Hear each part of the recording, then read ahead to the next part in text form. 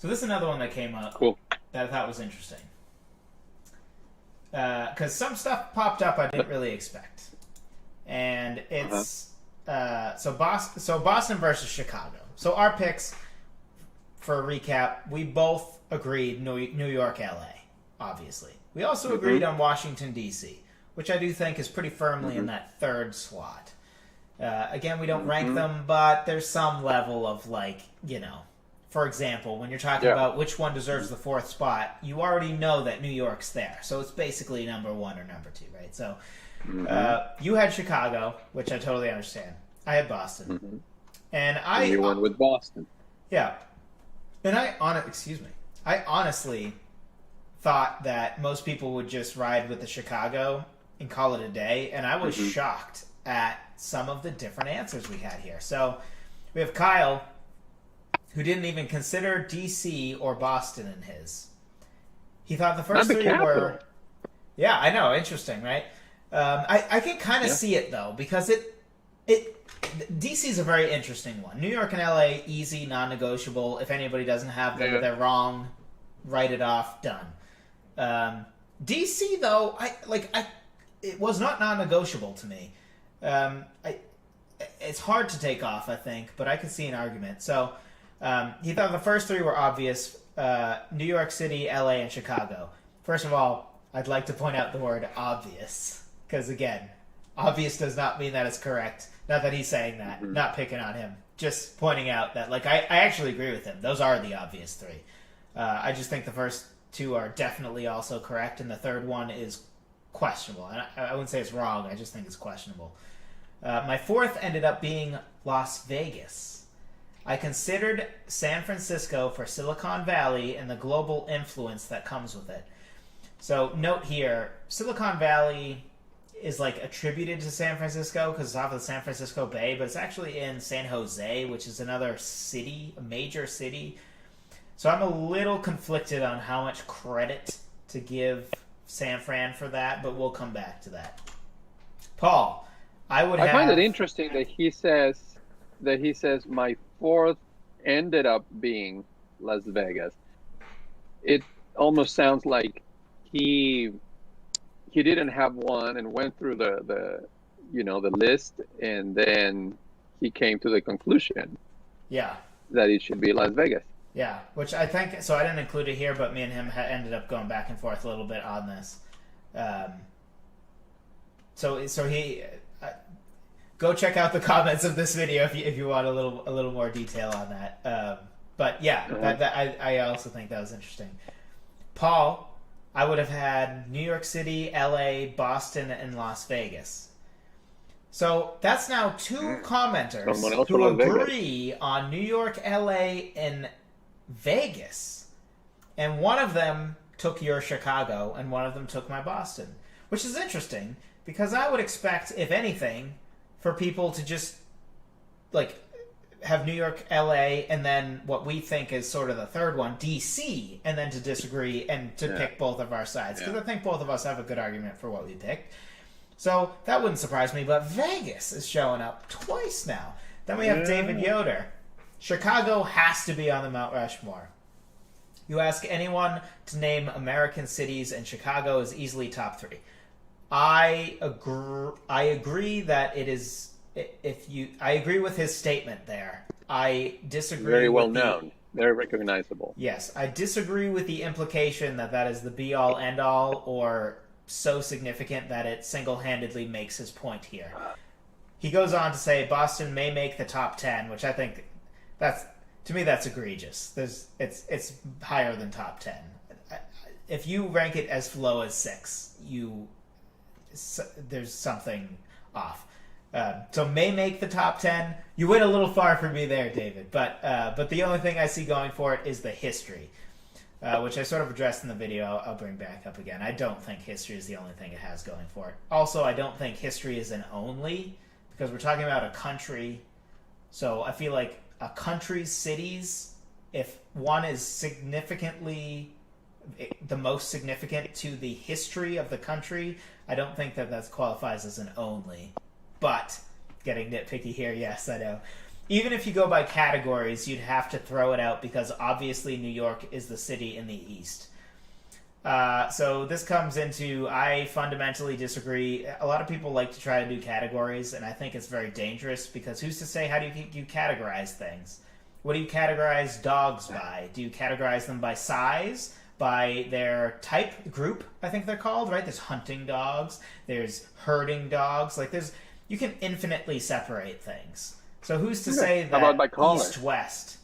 Yeah, color, right? Like, so who's to say East-West is a relevant separator? What about history versus current day? Or population versus, I don't know, importance to media, right? Like, there's infinite categories you can choose, and they're arbitrary, which is why generally I think take your whatever your category thing is, throw it out. Or aggregate all the categories you think are relevant and then come to the truth, which is actually how I came to Boston. I aggregated categories as a tiebreaker, and then Boston won enough categories that I thought, oh, okay, so Boston. Because I think you can aggregate categories, but to arbitrarily pick, like, size of dog matters, like, why? Why does it matter, right? Like, there are so many examples where you're going to come up with an egregious snub because you forced yourself into arbitrary categories. Right. Yeah. I mean, I can, make a similar argument for main cities in Mexico. I mean, how many cities from Mexico can you name? And Mexico of course, City. United States have Mexico City. What else? One. That's it. Guadalajara. That's it, right? Guadalajara, maybe. I don't know. Is that a That's thing? probably because you know me. That's where I'm from. Yeah. Yeah. That's probably why. But the United States has a lot of more famous cities worldwide. Yeah. For many different reasons. And I think in the case of like was it David that said if you ask anyone to name American they cities, would tell you it Top would be 30, New he said, York, which I LA, agree. Chicago. I don't think that a lot of people would tell you Boston as the fourth one. So I think that the relevance to Boston is more in-house. Agreed. Within the country, which is okay because, we live here and we're doing this from our point of view. Yeah. So even though I still stick with Chicago, I can see why Boston has a lot of weight and maybe even more weight than the points that Chicago has. Yeah.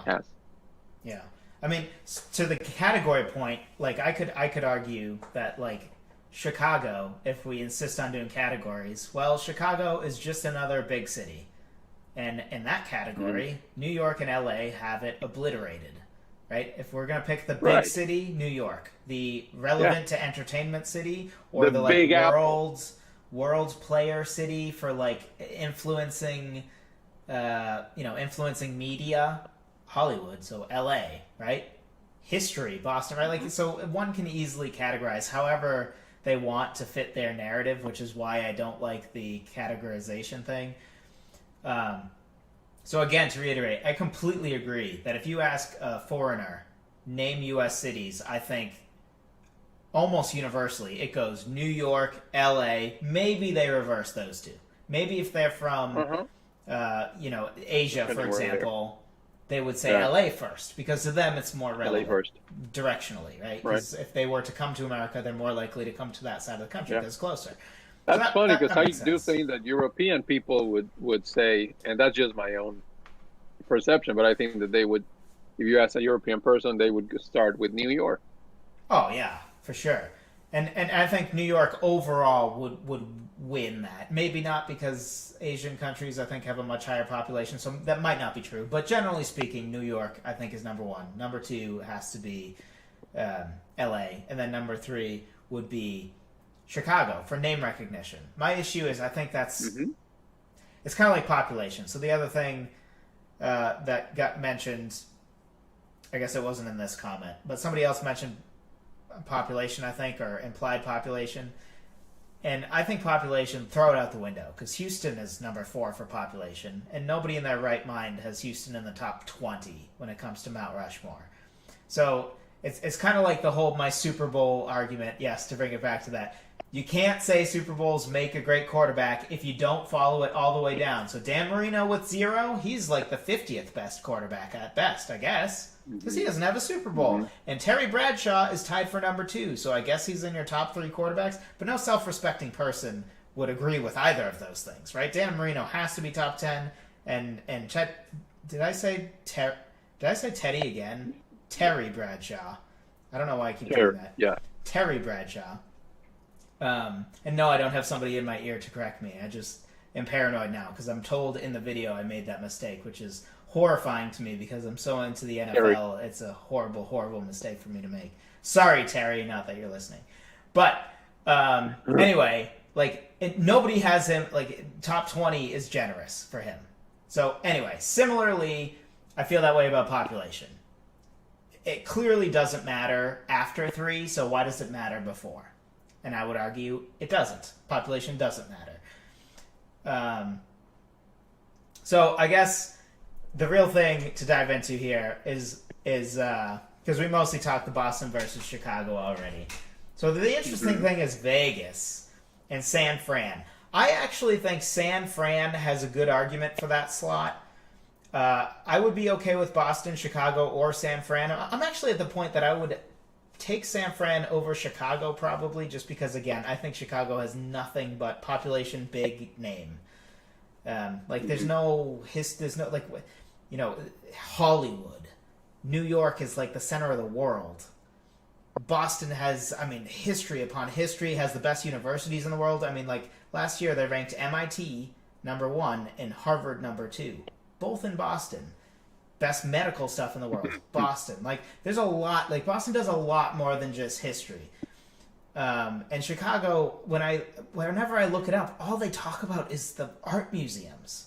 Is that really what it has to offer? The art museums, Sears Tower, and the Stupid Bean? Is that it, Chicago? Because if so, I am underwhelmed. Don't forget Al Capone. Yeah, but is that? That's like a tiny section of a chapter in a history book, right? I think that's cool. I just don't. Untouchables. Yeah, it's anyway. That's not our main thing here. If you want to hear us argue about Boston versus Chicago, I just resent somebody implying that Boston only has history, because that is ridiculous. That is not true. Sports teams also clearly number 1, as much as I hate all of them. Anyway. San Fran, though. Golden Gate Bridge is really iconic. Really the iconic. Winding Road, really iconic. The rail thing. Why am I blanking on it? The cable cars, incredibly iconic. Oh, the cable cars. Oh, what are they called now? Cable cars. Oh, they're called something. No, they're called cable cars. They are. No, I promise. I don't think yes, so. They are. They 100% are. Trolleys. Aren't they called the trolleys? They're called cable cars, but they are basically trolleys that are on tracks and run by cables. But they're called cable cars. Are you sure? I went there for my honeymoon, which was 3 years ago, and I'm 90-something% sure. Regardless, everybody knows what we're talking about. It's very iconic. Okay, yeah. And Alcatraz, the very 49ers. iconic. 49ers, yes. I would argue overall their sports teams aren't a big argument for them. Sports teams, Boston gets the W for sure. If we're going to say, okay, Boston, Chicago, San Fran. Well, okay, first, let me kick Vegas out real fast, because I don't think Vegas deserves it. Vegas is basically Orlando, in my opinion, in that it is a one-trick pony. Oh. It's not great on its own. The only reason that a lot of people visit there is basically the amusement aspect. And yes, Orlando has Disney and stuff, therefore a lot of people visit it. But Orlando, the city itself, is nothing. Not great. Nobody cares. Does anybody know anything about Orlando besides Disney and Universal Studios? No, nor should they. There's nothing to write home about, from what I remember. Sorry if you're from Orlando. Mm-hmm. But we're not hating on you. Yeah, we're not hating. Just we're talking about Rushmore here. So to me, Vegas is that same thing. except that more of the city is that stuff. But it's like its only relevance is its notoriety, I think, and I don't think notoriety gets you a slot on the Mount Rushmore. It's an important U.S. city. Not a lot of history in it. No, I mean it's and you know, if we take that logic of cities people know, if they're outside the country, cities people know, I could maybe see it fourth in that category, but that's a very limited category. And I don't think that people would go straight to that one. I think that they would need to think a little more, and then would go like, oh, Las Vegas. Yeah, I could see that type of thing. And then, you know, I think with the case of Orlando, if you remove the amusement park, it's still a nice city. You know, might not have a lot of other things, but then Vegas, I think, if you remove the casinos, the entertainment of it, what do you have? You have nothing. Desert. Not, a desert city. Yeah. Which, to be clear, I don't think we're At not least discounting. Orlando, you have that, right? the beach. Yeah. Right. Like the casino stuff is relevant. It's just the question is it so relevant as to get it that fourth slot on the Mount Rushmore of U.S. cities from all the things we have to choose from? And I think the answer is just no. Like Philadelphia, Boston, Chicago, and San Fran to me are all so clearly above it that the discussion should center around those things. So San Fran is, like I said, the interesting one that we both snubbed, that I think we both thought of, or at least I did. I forget if we were still doing snubs videos at that point, but San Fran, very, very interesting one. I could see it, especially iconic imagery. If we talk iconic imagery, New York's probably number one. San Fran's number two. LA maybe still number two. San Fran's three, I think, and then Boston probably. As far as like iconic image, right? Like iconic thing to see. Not necessarily skyline, that could be it, but like, you know, I mean, New York's filled with them, right? Clear number one. But there's a lot for San Fran. Like, you instantly recognize San Fran. So it's an interesting Even one. the streets, that you might not know the streets there, but you know that they have those steep streets and the architecture of the houses, and you could almost recognize San Francisco from pictures. Oh yeah, exactly. In the city. I'm not talking about the most recognizable places, but just go around San Francisco, take pictures, and one could possibly say that looks like San Francisco, even if you're not that sure that it is. Exactly. Even the architecture there is San Francisco very architecture, unique. Like very unique. Chinatown. Yes, easily the most iconic Chinatown. Well, LA's is. I mean, if you say iconic, Chinatown, well, I think that if you say Chinatown, I think of San Francisco's first before. I think so too. New York. Oh, definitely before New York. I was thinking LA. I think is the other one that's close. Okay. Yeah. I can't remember. I think you're right, though. I think that San Fran is considered the Chinatown. It was very impressive when I went there. Although I was a little surprised. It's only 4 blocks, I think. Which, you know, only 4 blocks of a city is still kind of like... San Fran's an interesting city because it's smaller than you... It's like Boston. Everybody who goes there says, wow, that's so much smaller than I thought.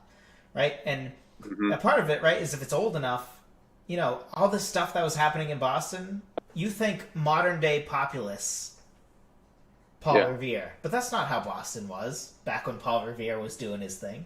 Right? Old North Church wasn't surrounded by skyscrapers, you know what I mean? Like... So I think people just forget that. And obviously San Fran's not as old as Boston. That's just in your mind. In your mind, you make up this image of something that you haven't really seen what it's like.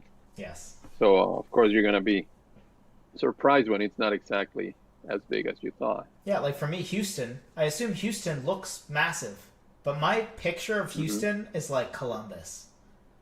That's my picture of it. Just because I think, well, Dallas must be bigger, right? Dallas Cowboys are a big deal. Houston Texans, no one gives a crap, right? Like, which is my NFL brain, I guess. But like, you know, Dallas has all the sports teams. Houston, well, I guess they do too.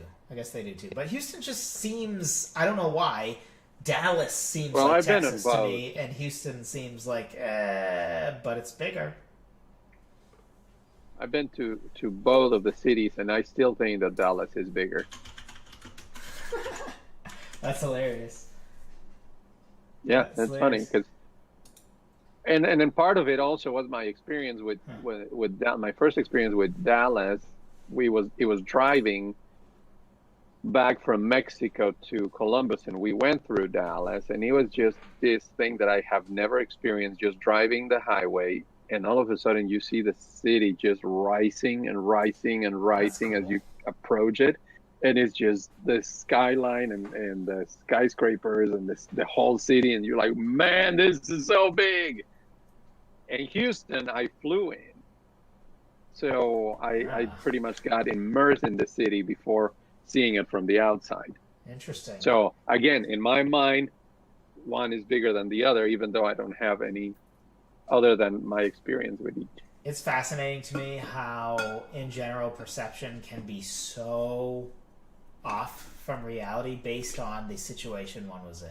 It's kind of the, I don't know if you know of the like C.S. Lewis thing about like how two things, I forget the whole thing, but it's basically like light from two different angles looks completely different, but it's the same light.